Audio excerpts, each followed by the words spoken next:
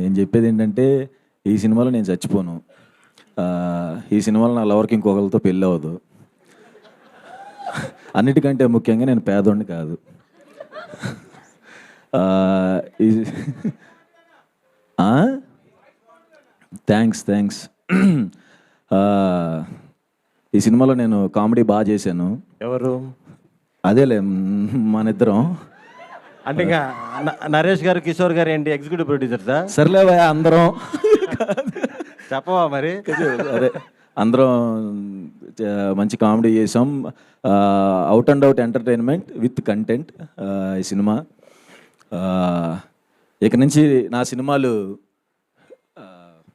అదే ఓకే, ఫిబ్రవరి 20వ తారీఖున మా హే భగవాన్ రిలీజ్ అవుతుందండి. ఈ సినిమా ఖచ్చితంగా నా కెరీర్లో పెద్ద బ్రేక్ అవుతుందని నమ్ముతున్నాను.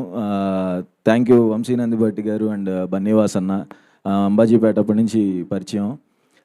వాళ్ళు వచ్చిన తర్వాత నిజంగా రిలాక్స్ అయిపోయాను. ఆ కాజా కూడా అంత మనోడు జోక్ చేసాడు కానీ లేదు. వంశీ గారు థ్యాంక్ యూ సో మచ్ అండి. అండ్ మా ప్రొడ్యూసర్ గారి గురించి చెప్పాలి, నరేంద్ర